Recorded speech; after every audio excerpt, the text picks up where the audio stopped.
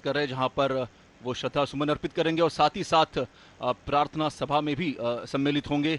प्रधानमंत्री नरेंद्र मोदी जो है इस वक्त दीक्षा भूमि पहुंच चुके हैं और साथ ही साथ उनके साथ हम देख पा रहे हैं कई गणमान्य व्यक्ति इस वक्त मौजूद है। केंद्रीय मंत्रीगण साथ साथ राज्य के मंत्रीगण भी यहाँ पर मौजूद है। राज्य के मुख्यमंत्री देवेंद्र फडणवीस जो है इस वक्त प्रधानमंत्री के साथ ही साथ हम केंद्रीय मंत्री प्रकाश जावड़ेकर भी उनके साथ हैं। प्रधानमंत्री इस वक्त दीक्षा भूमि की ओर बढ़ रहे हैं। हालांकि दीक्षा भूमि की बात करें तो दीक्षा भूमि भारत में बौद्ध धर्म का एक प्रमुख केंद्र है। यहाँ बौद्ध धर्म के पुनरुत्थान हुआ है। महाराष्ट्र राज्य की उपराजधानी नागपुर शहर में स्थित इस पवित्र स्थान पर बोधिसत्व डॉक्टर भीमराव अंबेडकर जी ने 14 अक्टूबर 1956 को पहले महास्तवीर चंद्रमणि से बौद्ध धर्म की दीक्षा लेकर अपने 5 लाख से अधिक अनुयायियों को बौद्ध धर्म की दीक्षा दी थी तथा देश विदेश से हर साल यहाँ लाखों अंबेडकरवादी और बौद्ध अनुयायी आते हैं। इस वक्त प्रधानमंत्री दीक्षा भूमि की ओर प्रस्थान करते हुए, हालांकि दीक्षा भूमि अगर देखा जाए तो एक सांची के स्तूप की याद दिलाता है। एक गुंबदनुमा इसका स्ट्रक्चर है। पश्चिमी नागपुर के रामदास पीठ के निकट दीक्षा भूमि स्थित है और यह बौद्ध तीर्थस्थल के तौर पर भी जाना जाता है। इस स्थान पर एक मेमोरियल भी बना हुआ है जहां पर प्रधानमंत्री भी शिरकत करेंगे, जहां पर प्रधानमंत्री डॉक्टर बाबा साहेब अम्बेडकर को श्रद्धा सुमन अर्पित करेंगे। दीक्षा भूमि सांची के स्तूप जैसी एक शानदार इमारत का यहाँ पर निर्माण किया गया है, जिससे बनाने में तकरीबन 6 करोड़ रुपए खर्च हुए थे और इस इमारत के प्रत्येक खंड में एक साथ 5000 भिक्खु जो है ठहर सकते हैं। इस वक्त प्रधानमंत्री जो है दीक्षा भूमि में शिरकत कर रहे हैं। इस वक्त दीक्षा भूमि के गुंबद में यहां पर प्रधानमंत्री नरेंद्र मोदी महामानव डॉक्टर बाबा साहेब अम्बेडकर को श्रद्धा सुमन अर्पित करेंगे। साथ ही साथ यहां पर एक प्रार्थना भी होगी। प्रार्थना में शिरकत करेंगे प्रधानमंत्री। एक गोलाकार गुंबदनुमा ये पूरा स्ट्रक्चर है चैत्य भूमि और हर विजयादशमी के दिन यहाँ पे जो है 14 अक्टूबर को धम्मचक्र प्रवर्तन दिन का समारोह मनाया जाता है। हालांकि आज अंबेडकर जयंती के अवसर पर प्रधानमंत्री यहाँ पर अंबेडकर जयंती या भीम जयंती डॉक्टर बाबा साहेब अम्बेडकर जिन्हें बाबा साहब के नाम से भी जाना जाता है, जिनका जन्म 14 अप्रैल को हुआ था और ये 14 अप्रैल के जो दिन है वो एक त्यौहार के रूप में पूरे भारत समेत पूरी दुनिया में मनाया जाता है। इस दिन को समानता दिवस और ज्ञान दिवस के रूप में भी मनाया जाता है, क्योंकि जीवन भर समानता के लिए संघर्ष करने वाले प्रतिभाशाली भारत रत्न डॉक्टर बाबा साहेब अम्बेडकर को समानता के प्रतीक और ज्ञान के प्रतीक भी कहा जाता है। भीमराव विश्व भर में उनके मानवाधिकार आंदोलन, संविधान निर्माण और उनकी प्रकांड विद्वत्ता के लिए जाने जाते हैं। यह दिवस उनके प्रति वैश्विक स्तर पर सम्मान व्यक्त करने के लिए मनाया जाता है। प्रधानमंत्री इस वक्त जो देख रहे हैं हम सीधे नागपुर से दीक्षा भूमि से, यहां पर प्रधानमंत्री बौद्ध की प्रतिमा को श्रद्धा सुमन अर्पित करेंगे और साथ ही साथ यहां पर एक प्रार्थना सभा होगी। इस प्रार्थना सभा में भी प्रधानमंत्री शामिल होंगे।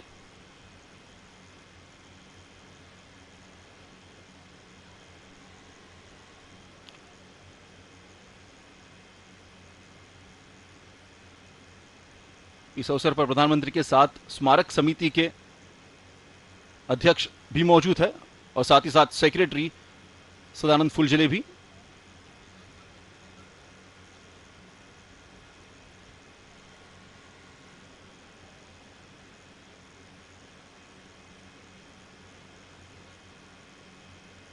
भारत के राज्यपाल विद्यासागर राव और साथ ही साथ केंद्रीय मंत्री प्रकाश जावड़ेकर भी मौजूद।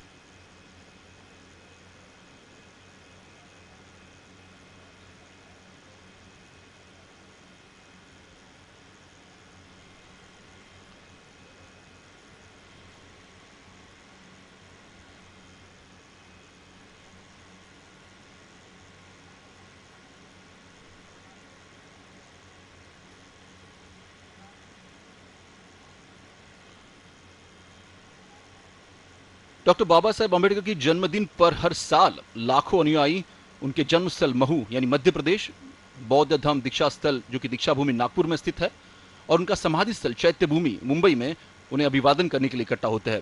सरकारी दफ्तर और भारत के हर बौद्ध विहार में भी बाबा साहेब अम्बेडकर की जयंती मनाकर उन्हें नमन किया जाता है। भारत के लोगों के लिए बाबा साहेब अम्बेडकर का जन्म दिवस और उनका योगदान को याद करने के लिए 14 अप्रैल को एक उत्सव से कहीं ज्यादा उत्साह लोगों के द्वारा अंबेडकर जयंती को मनाया जाता है। उनके स्मरणों को श्रद्धांजलि देने के लिए वर्ष 2017 में यह उनका 126वां जन्मदिवस उत्सव होगा। ये भारत के लोगों के लिए एक बड़ा क्षण है, जब वर्ष 1851 में उनका जन्म हुआ था।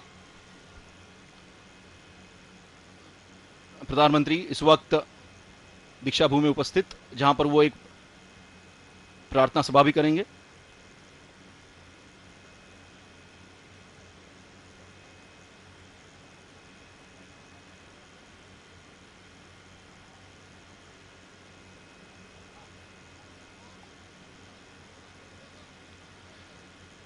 ये पूरा स्ट्रक्चर अगर देखा जाए गुंबदनुमा स्ट्रक्चर है, ये पूरा सांची के स्तूप जैसा। हालांकि लोग यहां पर आते हैं और कहीं ना कहीं अंतर्मन के पूरी तरह देखा जाए तो सुखद अनुभूति यहां पर प्राप्त होती है। और यही अगर देखा जाए हर साल 14 अप्रैल का, चाहे वो दिन हो अम्बेडकर जयंती हो या फिर धम्म चक्र प्रवर्तन दिन हो, हजारों की तादाद में लोग यहां पर आते हैं और प्रार्थना सभा में शिरकत करते हैं।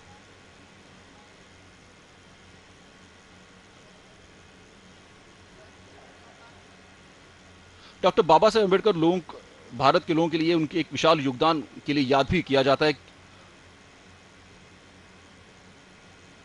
डॉक्टर बाबा साहेब अम्बेडकर भारतीय संविधान के पिता थे, जिन्होंने भारत के संविधान का ड्राफ्ट तैयार किया था। वो एक महान मानवाधिकार कार्यकर्ता के रूप में भी जाने जाते हैं। हालांकि यहां पर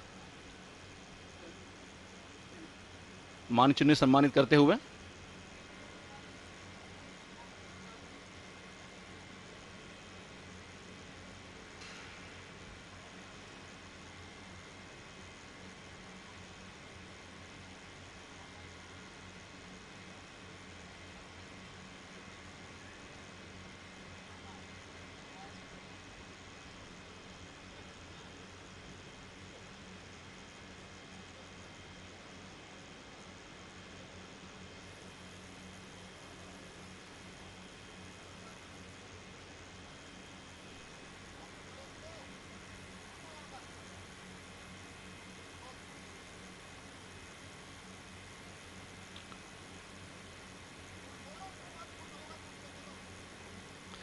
डॉक्टर बाबा साहेब भीमराव अंबेडकर ने भारत के निम्न स्तरीय अगर देखें तो समूह के लोगों को आर्थिक स्थिति को बढ़ाने के साथ ही साथ शिक्षा के जरूरतों के लक्ष्य को फैलने के लिए भारतवर्ष में 1923 में बहिष्कृत हितकारिणी सभा की स्थापना की थी।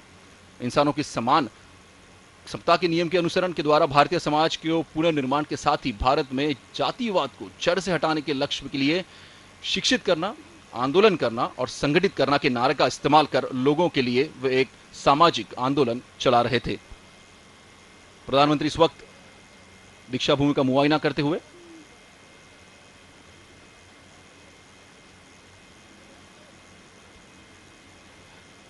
दीक्षा भूमि का यह पूरा अगर देखा जाए जो स्थापत्य है 2 विभागों में बटा हुआ। हालांकि इस वक्त प्रधानमंत्री जो है मंजिल के ऊपरी ओर पर जा रहे हैं, जहां पर गुंबदनुमा एक स्थापत्य कला होगी। यहां पर प्रधानमंत्री पूरा जो दीक्षा भूमि का जो पूरा इलाका है उसका जायजा लेंगे।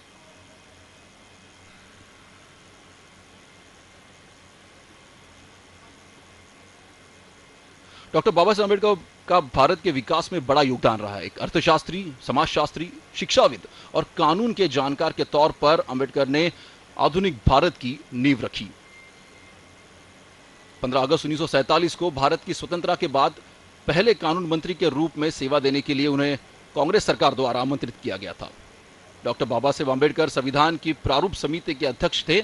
उन पर आधुनिक भारत का संविधान बनाने की जिम्मेदारी थी और उन्होंने एक ऐसे संविधान की रचना की जिसकी नजरों में सभी नागरिक विश्वास करें। एक तरह से भीमराव अम्बेडकर ने आजाद भारत के डीएनए की रचना की थी। उन्होंने भारत के नए संविधान का ड्राफ्ट तैयार किया था, जिसे 26 नवंबर 1949 में संवैधानिक सभा द्वारा अंगीकृत भी किया गया। डॉक्टर बाबा साहेब अम्बेडकर ना कि सिर्फ एक मानवाधिकार कार्यकर्ता थे, बल्कि एक बुद्धिजीवी और अर्थशास्त्री के तौर पर भी उनकी काफी बड़ी पहचान है। भारतीय रिजर्व बैंक की स्थापना में उन्होंने एक बड़ी भूमिका निभाई, क्योंकि वो एक पेशेवर अर्थशास्त्री थे। अर्थशास्त्र पर अपने 3 सफल अध्ययनशील किताबों जैसे प्रशासन और ईस्ट इंडिया कंपनी का वित्त, ब्रिटिश इंडिया में प्रांतीय वित्त के उद्भव और रुपए की समस्या, इसकी उत्पत्ति और समाधान के द्वारा हल्टिन यंग कमीशन के लिए अपने विचार के देने के बाद 1934 में भारत के रिजर्व बैंक को बनाने में वे सफल हुए और प्रधानमंत्री इस वक्त दीक्षा भूमि का जो ऊपरी मंजिल है, जो गुम्बदनुमा मंजिल है, इसका ब्यौरा करते हुए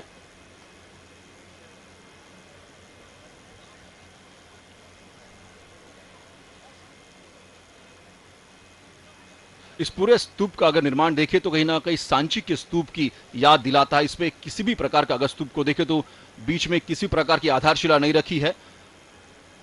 स्थापत्य कला का एक बेजोड़ नमूना है दीक्षा भूमि।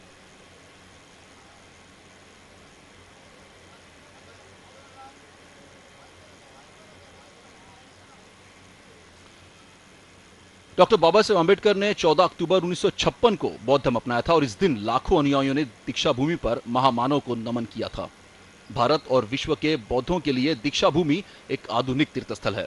भारत में बोध गया, सारनाथ, कुशीनगर, लुम्बिनी की तरह ही दीक्षा भूमि भी पूजनीय है। हर 14 अप्रैल को यानी अंबेडकर जयंती के दिन और साथ ही साथ 14 अक्टूबर को कई लोग जो है दीक्षा भूमि में अगर देखा जाए तो बड़ा जैन सैलाब उमड़ता है। यहां पर हाथ में पंचशील और नीले झंडे लेकर देश भर से लाखों लोग दीक्षा भूमि पहुंचते हैं। इनमें कुछ विदेशी मेहमान भी होते हैं और बौद्ध के लोग भी होते हैं। साथ ही साथ पश्चिमी लोगों में भी अब कहीं ना कहीं इसकी बात पहुंच गई और हम देख सकते हैं कि हर साल विदेशियों से जो लोग आते हैं उनमें भी ज्यादा लोग जो है दीक्षा भूमि पर आने लगे हैं।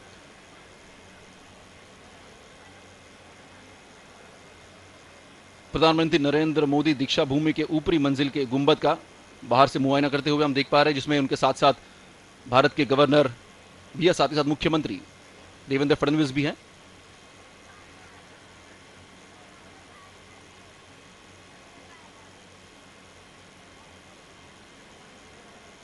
डॉक्टर बाबा साहेब अम्बेडकर ने हर व्यक्ति के लिए, चाहे वो फिर पिछड़े वर्ग का व्यक्ति हो, साथ ही साथ सबको साथ लेने की नीति अपनाई। तो कुछ इसी प्रकार की नीति इस वक्त सरकार ने भी अपनाई है, सबका साथ सबका विकास, और इसके तहत कई घोषणाओं की जो शुरुआत इस वक्त की है, जिसमें startup India, stand up India, Jan Dhan योजना जैसी योजनाओं का समावेश है।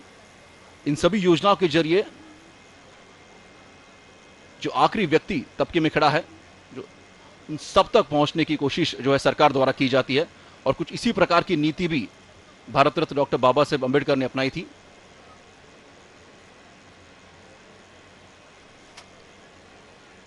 हम दीक्षा भूमि की बात करें, दीक्षा भूमि जो अगर देखा जाए तो जन सैलाब हर साल उमड़ता है और कहीं ना कहीं अगर देखा जाए लोग यहां पर आते हैं, बाबा साहेब अम्बेडकर की प्रतिमा को जो है श्रद्धा सुमन अर्पित करते हैं, ध्यान करते हैं। और साथ ही साथ अगर यहां पर देखा जाए तो इस ऐतिहासिक दिन दीक्षा भूमि पर अगर देखते लोग पहुंचकर नमन करते हैं और लौटते वक्त जैसे कि बाबा साहेब अम्बेडकर के विचार थे, उनके पुस्तकों का ज्ञानामृत साथ ले जाते हैं। और कहीं ना कहीं ये प्रमुख लक्ष्य होता है जो लोग यहां पर आते हैं उनके लिए, कि उनके विचारों का अनुसरण किया जाए, जिस प्रकार की उनकी विकास नीति थी, राजनीति थी, उसका अनुकरण किया जाए। और प्रधानमंत्री नरेंद्र मोदी जी द्वारा जो विकास की नींव रखी गई है, सबका साथ सबका विकास की नींव रखी गई है, कहीं ना कहीं उसकी परिणति भी यह है। जिस प्रकार से डॉक्टर बाबा साहेब अम्बेडकर ने यह कहा था कि एक पूर्ण विकास के लिए हमें समाज को मजबूत बनाने की जरूरत है, सबको साथ में लेने की जरूरत है। और इसके लिए सरकार द्वारा कई योजनाओं के साथ साथ सरकार के अगर साथ की जरूरत अगर लोगों को पड़ती है तो हर तबके को साथ लेके जाने की जरूरत है इस वक्त।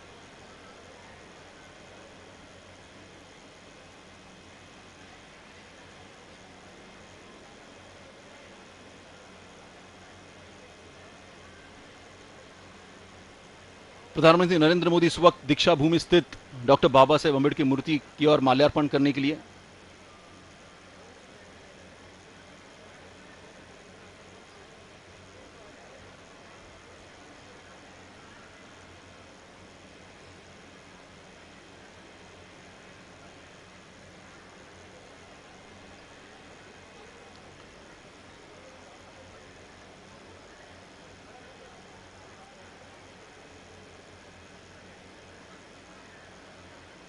माननीय प्रधानमंत्री जी इस वक्त बुद्ध की प्रतिमा को श्रद्धा सुमन अर्पित करते हुए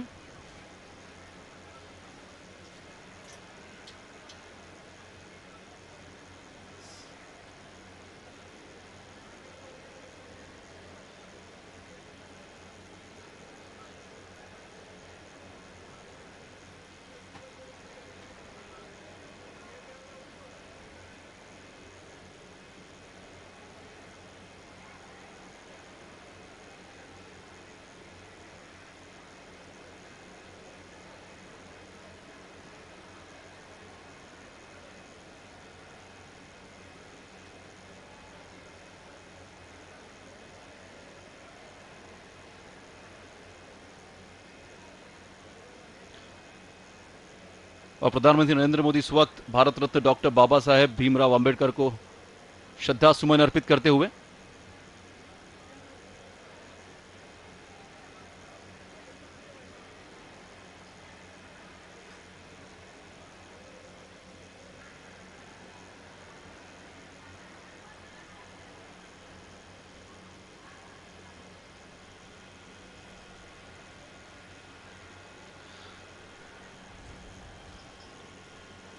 अगर देखा जाए हर साल यहां पर अंबेडकर जयंती के दिन लाखों लोग यहां पर आते हैं, एक जन समुदाय उमड़ता है। हालांकि आज भी कई लोग यहां पर आए, बावजूद इसके प्रधानमंत्री इस वक्त दीक्षा भूमि में हैं। लोगों को जो है दर्शन में किसी प्रकार का खलल ना हो, इसका विशेष ध्यान स्मारक समिति ने रखा हुआ है और कई लोग इस वक्त जो है स्मारक में भी हैं। इसके बाद प्रधानमंत्री जो अपने अगले व्यस्ततम कार्यक्रम में जाएंगे। इसके बाद प्रधानमंत्री कुराड़ी स्थित पावर स्टेशन का जो है इनॉग्रेशन करेंगे। वहां पर प्रोजेक्ट नंबर 3 और 4, साथ ही साथ परली और चंद्रपुर जो पावर स्टेशन है उनका भी शिलान्यास करेंगे। और उसके बाद प्रधानमंत्री मानकापुर स्पोर्ट्स कॉम्प्लेक्स में जाएंगे, जहां पर 100वें डिजिटल मेले का आयोजन किया गया है।